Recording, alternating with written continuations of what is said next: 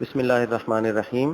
یہ audio friends forum کے زیر اہتمام منعقد کی جانے والی راؤنڈ ٹیبل دینیات کلاس کے لیے ریکارڈ کی جا رہی ہے۔ عزیز طلباء، السلام علیکم۔ آپ کو یاد ہے کہ ہم کلاس 6 میں راؤنڈ ٹیبل دینیات کلاس میں نجاسات کے لیسنز اور مسائل کا مطالعہ کر رہے ہیں، اور اب تک ہم لسٹ کے ساتھ ساتھ پیشاب اور پخانہ کے مسائل اور خون کے چند مسائل کا مطالعہ بھی کر چکے ہیں اور ان کو سمجھ چکے ہیں۔ خون کے ٹاپک میں ہم نے 93، 94 اور مسئلہ نمبر 97 کو پڑھا ہے، اور آج ہم مسئلہ نمبر 98 پڑھیں گے۔ تو آیت اللہ سیستانی کی توضیح میں ہے مسئلہ نمبر 98۔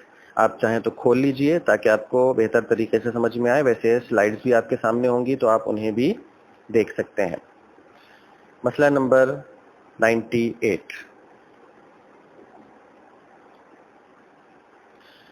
مسئلہ نمبر 98 کا جو حصہ ہمارے کورس میں شامل ہے میں اس کو پڑھ رہا ہوں۔ جو خون چوٹ لگنے کی وجہ سے ناخن یا کھال کے نیچے جم جائے، اگر اس کی شکل ایسی ہو کہ لوگ اسے خون نہ کہیں تو وہ پاک ہے، اور اگر خون کہیں اور وہ ظاہر ہو جائے تو نجس ہوگا۔ ہمارے کورس میں مسئلہ یہیں تک ہے۔ ایک مرتبہ پھر اس مسئلے کو پڑھتا ہوں، توجہ سے دیکھیے۔ جو خون چوٹ لگنے کی وجہ سے ناخن یا کھال کے نیچے جم جائے، اگر اس کی شکل ایسی ہو کہ لوگ اسے خون نہ کہیں تو وہ پاک ہے، اور اگر خون کہیں اور وہ ظاہر ہو جائے تو نجس ہوگا۔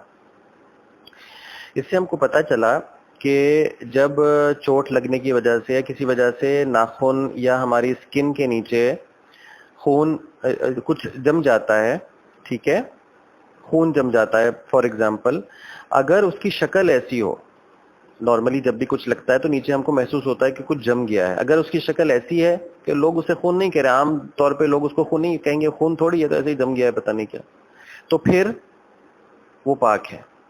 لیکن لوگ اسے اگر خون نہ سمجھیں تو وہ پاک ہے، لوگ اسے اگر خون نہ کہیں تو وہ پاک ہے۔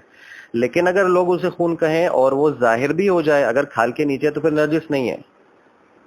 لوگ اسے خون نہ کہیں تو پاک ہے، کچھ بھی ہو جائے۔ لیکن اگر لوگ اسے خون کہیں اور وہ کھال کے نیچے ہی رہے، ظاہر نہ ہو، تو وہ خون ہے لیکن ہمارے لیے فرق نہیں پڑتا۔ لیکن اگر خون کہیں اور وہ ظاہر ہو جائے، اوپر آ جائے، نظر آ جائے، اوپر سے کھال ہٹ جائے، اوپر سے ناخن ہٹ جائے، تو پھر وہ نجس ہو جائے گا۔ مثال کے طور پہ آپ کو پتہ نہیں چلا، آپ نے ٹیشو پیپر کے دیکھا، آپ کو پتہ چلا یار یہ تو خون آ رہا ہے، اس کے اوپر نظر آ گیا، ٹیشو پیپر سرخ ہو گیا خون سے، تو ظاہر ہو گیا اس کا مطلب ہے، تو پھر یہ نجس ہوگا، ٹھیک ہے۔ لیکن اگر ظاہر نہیں ہوا تو پھر وہ نجس نہیں ہوگا۔ ایک مرتبہ پھر اس کا خلاصہ دہراتے ہیں تاکہ آپ کو کلیئر ہو جائے۔ اگر جو خون چوٹ لگنے کی وجہ سے ناخن یا ہماری اسکن کے نیچے جم جاتا ہے، ہم کو دیکھنا پڑے گا کہ لوگ اس معاملے میں کیا کہتے ہیں۔ اگر لوگ کہتے ہیں کہ نہیں یہ خون نہیں ہے، لوگ نہیں کہہ رہے کہ یہ خون ہے، تو پھر وہ پاک ہے، سمپل۔ تو ہمیں دیکھنا پڑے گا کہ لوگ کیا کہتے ہیں۔ لوگ اگر نہ کہیں کہ یہ خون ہے تو وہ پاک ہے، اور اگر لوگ کہیں کہ یہ خون ہے اور وہ ظاہر بھی ہو جائے، اوپر بھی آ جائے، کھال یا ناخن کے اوپر آ جائے، یعنی اس کے اوپر کوئی تہ نہ رہے ناخن یا کھال کی، تو پھر وہ نجس سمجھا جائے گا، ٹھیک ہے۔ یہ اس مسئلے کا خلاصہ تھا۔ مسئلہ نمبر 99، مسئلہ نمبر 99۔ اگر کسی شخص کو یہ پتہ نہ چلے کہ کھال کے نیچے خون جم گیا ہے یا چوٹ لگنے کی وجہ سے گوشت نے ایسی شکل اختیار کر لی ہے تو وہ پاک ہے۔ اب کھال کے نیچے پتہ نہیں چل رہا، نشان تو نظر آ رہا ہے، شاید چوٹ ہی لگی ہوگی، نشان نظر آ رہا ہے، لیکن یہ پتہ نہیں چل رہا، کسی بھی طریقے سے یہ سمجھ میں نہیں آ رہا کہ یہ خون جم گیا ہے یا گوشت نے ایسی شکل، بس بعض اوقات گوشت بھی ایسی شکل اختیار کر سکتا ہے، بعض اوقات ایسا بھی ہو سکتا ہے کہ گوشت خون جیسا لگ رہا ہو، جم گیا نا نیچے، we don't know what exactly it is, ہمیں نہیں معلوم کہ وہ کیا ہے، تو پھر ایسی صورت میں وہ پاک سمجھا جائے گا، ٹھیک ہے۔ اور ویسے بھی جب تک ظاہر نہیں ہوتا وہ نجس ہوتا بھی نہیں ہے، تو لہٰذا نیچے اگر کھال کے نیچے خون جم گیا ہے لیکن ہمیں پتہ نہیں چل رہا کہ چوٹ کی وجہ سے وہ خون جمع ہے یا گوشت نے ایسی خون جیسی شکل اختیار کر لی، نہیں پتہ چل رہا ہمیں کہ کیا چیز ہے، گوشت ہے یا خون ہے، کیا ہے نہیں معلوم، تو ایسی صورت میں پھر وہ پاک ہوگا. جب تک ہمیں پتہ نہ چلے کہ کیا ہے وہ پاک ہوگا. اگر پتہ چل جائے خون ہے اور ظاہر ہو جائے تو پھر ظاہر ہے وہ نجس ہو جائے گا. لیکن اگر نہیں پتہ چل رہا کہ گوشت ہے یا خون ہے تو پھر اس کو پاک سمجھا جائے گا. اب مسئلہ نمبر 100 کو اسکپ کریں اور مسئلہ نمبر 101 پہ آ جائیں. یہ بھی اسی سے متعلق ایک مسئلہ ہے جو ہمیں ساتھ ہی پڑھ لینا چاہیے. مسئلہ نمبر 98 ہم نے پڑھا پارشل. مسئلہ نمبر 99 پڑھا اور اب ہم آ رہے ہیں مسئلہ نمبر 101. پیپ یعنی وہ زرد مواد جو زخم کی حالت بہتر ہونے پر اس کے چاروں طرف پیدا ہو جاتا ہے. اس کے متعلق اگر یہ معلوم نہ ہو کہ اس میں خون ملا ہوا ہے تو وہ پاک ہوگا. ایک مرتبہ پھر دیکھیے.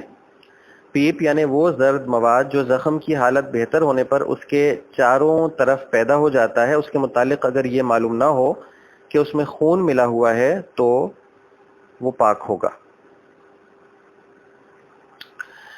پیپ بہت نارمل سا لفظ ہے, آپ بھی جانتے ہیں. نارملی انفیکشن کی وجہ سے یا کسی وجہ سے جمع ہو جاتا ہے. وہ نارملی زرد سا پیلا پیلا سا ہوتا ہے, یلوئش ہوتا ہے, گرینش یلوئش ہوتا ہے, تو وہ پیپ کہتے ہیں اس کو.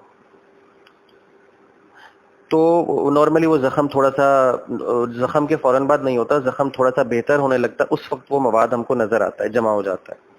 تو وہ پیپ جو ہے جو زخم بہتر ہوتا ہے تو چاروں طرف پیدا ہو جاتا ہے. اگر ہمیں نہیں معلوم کہ اس میں خون ملا ہوا ہے تو پھر وہ پاک ہے. لیکن اگر ہمیں معلوم ہے کہ اس میں خون ملا ہوا ہے تو پھر وہ پاک نہیں, کیونکہ خون سے مل کے وہ نجس ہو جائے گا. لیکن ہمیں پیپ کے بارے میں نہیں معلوم کہ اس میں خون ملا ہوا ہے تو پھر ہمارے نزدیک وہ پیپ پاک ہے.